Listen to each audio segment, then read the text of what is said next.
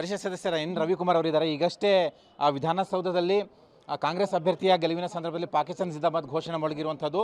ಹಾಗಾಗಿ ಎಲ್ಲರೂ ಕೂಡ ಒಂದು ರೀತಿಯಲ್ಲಿ ಸಿಡಿದೆದ್ದಿದ್ದಾರೆ, ಘೋಷಣೆ ಮೊಳಗಬಾರ್ದಾಗಿತ್ತು ಅಂತ. ರವಿಕುಮಾರ್ ಅವರು ಏನೇನು ಹೇಳ್ತಾರೆ ಕೇಳೋಣ. ಸರ್, ಈ ಥರ ಪಾಕಿಸ್ತಾನ ಜಿಂದಾಬಾದ್ ಘೋಷಣೆ ಮೊಳಗಿರುವಂಥದ್ದು ಏನು ಹೇಳ್ತೀರಾ? ನೋಡಿ, ವಿಜಯ ಸಂಪಾದನೆ ಆದಾಗ, ವಿಜಯಿ ಆದಾಗ ಯಾರಿಗಾದರೂ ಕೂಡ ಸಂತೋಷ ಆಗತ್ತೆ. ಅದನ್ನು ಆಚರಣೆ ಮಾಡೋಕ್ಕೆ ನಮ್ದು ಯಾವುದೇ ವಿರೋಧ ಇಲ್ಲ. ನಮ್ಮದು ಕೂಡ ಒಂದು ಕ್ಯಾಂಡಿಡೇಟ್ ಗೆದ್ದಿದ್ದಾರೆ, B J P J D ಎಸ್ಸಿಂದ. ಅವ್ರ ಕಡೆಯಿಂದ 3 ಜನ ಗೆದ್ದಿದ್ದಾರೆ. ಅವರು ಸಂತೋಷವನ್ನು ಆಚರಿಸಲಿ, ನಮ್ಮದೇನೂ ಇಲ್ಲ. ಆದರೆ ನಮ್ಮ ದೇಶವನ್ನು ಹೀಯಾಳಿಸಿ ಪಾಕಿಸ್ತಾನವನ್ನು ಮೇಲೆತ್ತೋದು, ಪಾಕಿಸ್ತಾನಕ್ಕೆ ಹೊಗಳೋದು, ಇದ್ಯಾವ ನ್ಯಾಯ? ಅಂದರೆ ಕಾಂಗ್ರೆಸ್ ಗೆದ್ದ ತಕ್ಷಣ ಭಾರತಕ್ಕೆ ಜೈ ಅನ್ನಲ್ಲ, ಅವರು ಯಾರಿಗೆ ಜೈ ಅಂತ ಇದ್ದಾರೆ? ಪಾಕಿಸ್ತಾನಕ್ಕೆ ಜೈ ಅಂತ ಇದ್ದಾರೆ. ಅಂದರೆ ಅವ್ರ ಮನಸ್ಸಿನಲ್ಲಿ ಏನಿದೆ ಅದು ಹೊರಗಡೆ ಬರ್ತಾ ಇದೆ. ಆದರೆ ನಾವೇನು ಮಾಡ್ತಾ ಇದ್ದೀವಿ? ನಾವು ಗೆದ್ದರೂ ಭಾರತ್ ಮಾತಾ ಕಿ ಜೈ ಅಂತೀವಿ. ಅಲ್ಲಿ ನಿಮ್ಮ ಪಾರ್ಟಿನಲ್ಲಿ ಗೆದ್ದ ತಕ್ಷಣ ಯಾರಿಗೆ ಜೈ ಅಂತ ಹೇಳಿದ್ದಾರೆ? ಯಾರಿಗೆ ಜಿಂದಾಬಾದ್ ಅಂತ ಹೇಳಿದ್ದಾರೆ? ಪಾಕಿಸ್ತಾನಕ್ಕೆ ಜಿಂದಾಬಾದ್ ಅಂತ ಹೇಳಿದ್ದಾರೆ. ಹಾಗಾಗಿ ಇದು ಸೆಕ್ಷನ್ 144(a) ಇದು ಸೆಡಿಷನ್ ಕೇಸ್ ಒಳಗಡೆ ಬರುತ್ತೆ. ಭಾರತಕ್ಕೆ ಅವಮಾನ ಮಾಡ್ತಕ್ಕಂಥ ಕೇಸ್ನ ಒಳಗಡೆ ಬರುತ್ತೆ.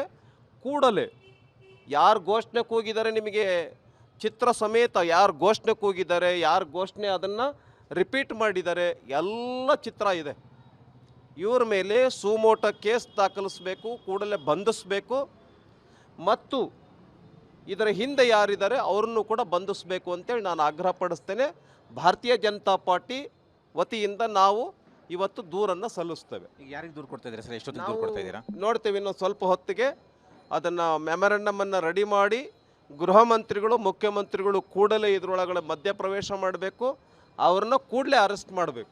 ಸೆಡಿಷನ್ ಕೇಸ್ ಕೆಳಗಡೆ ದೇಶವನ್ನು ಅವಹೇಳನ ಮಾಡಿದ್ದಾರೆ, ಭಾರತ ದೇಶವನ್ನು ಪಾಕಿಸ್ತಾನಕ್ಕೆ ಜಿಂದಾಬಾದ್ ಅಂತ ಘೋಷಣೆ ಕೂಗಿದ್ದಾರೆ. ಈ ಕೇಸ್ನಲ್ಲಿ ಕೂಡಲೇ ಅರೆಸ್ಟ್ ಮಾಡಬೇಕು ಅಂತ ಸಂದರ್ಭದಲ್ಲಿ ನಾನು ಸಿಕ್ಕ ತಕ್ಷಣ ಈ ಥರ ವಿಜೃಂಭಿಸ್ತಾರಲ್ಲ, ಏನು ಹೇಳ್ತೀರಾ ಇಂಥ ಮನಸ್ಥಿತಿ ಬಗ್ಗೆ ಅಂತ? ದೇಶದ್ರೋಹಿತನ ಅಂತ ಕರೀತಾರೆ.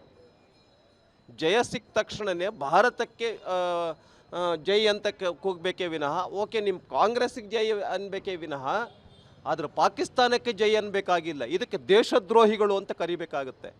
ಈ ದೇಶದ ಅನ್ನವನ್ನು ತೆಗೆದುಕೊಂಡು, ಈ ದೇಶದ ಆಮ್ಲಜನಕ ತೆಗೆದುಕೊಂಡು, ಈ ದೇಶದ ಸಂಬಂಧಗಳನ್ನು ಇಟ್ಕೊಂಡು ಪಾಕಿಸ್ತಾನಕ್ಕೆ ಜೈ ಅಂತ ಹೇಳೋದು, ಪಾಕಿಸ್ತಾನಕ್ಕೆ ಜಿಂದಾಬಾದ್ ಅಂತ ಹೇಳೋದು, ಇದಕ್ಕಿಂತ ಮುಟ್ಟಾಳ್ತನ, ಇದಕ್ಕಿಂತ ದೇಶದ್ರೋಹಿತನ ಬೇಕಾ? ಇದಕ್ಕೆ ನನಗೆ ಬೇರೆ ಬೇರೆ ಶಬ್ದಗಳು ಬರುತ್ತೆ, ನಾನು ಹೇಳಕ್ಕೆ ಬರೋದಿಲ್ಲ. ಹಾಗಾಗಿ ನಾವು ಇದನ್ನು ಭಾರತೀಯ ಜನತಾ ಪಾರ್ಟಿ ವತಿಯಿಂದ ಕೂಡಲೇ ನಾವು ದೂರನ್ನು ಸಲ್ಲಿಸ್ತೇವೆ, ಕೂಡಲೇ ಬಂಧಿಸಬೇಕು ಅಂತ ಆಗ್ರಹಪಡಿಸ್ತೇವೆ. ಅಧಿವೇಶನ ಕೂಡ ಇದೆ, ಅಧಿವೇಶನದಲ್ಲಿ ಈ ವಿಷಯವನ್ನು ನಾವು ಪ್ರಸ್ತಾಪ ಮಾಡ್ತೇವೆ, ಉತ್ತರವನ್ನು ಕೊಡಬೇಕಾಗುತ್ತೆ ಮುಖ್ಯಮಂತ್ರಿಗಳು, ಗೃಹ ಮಂತ್ರಿಗಳು ಅಂತ ಅನ್ನೋದನ್ನು ಈ ಸಂದರ್ಭದಲ್ಲಿ ಹೇಳ್ತೇವೆ. ನಾಳೆ ಅಧಿವೇಶನದಲ್ಲಿ ಈ ವಿಷಯವನ್ನು ತೆಗೆದುಕೊಳ್ತೇವೆ. Thank you sir. ಇದು ರವಿಕುಮಾರ್ ಅವರ ಮಾತುಗಳು. ಕ್ಯಾಮರಾಮನ್ ಮುನಿರಾಜು ಜೊತೆ ಮಸೂದ್, ಪಬ್ಲಿಕ್ ಟಿವಿ, ಬೆಂಗಳೂರು.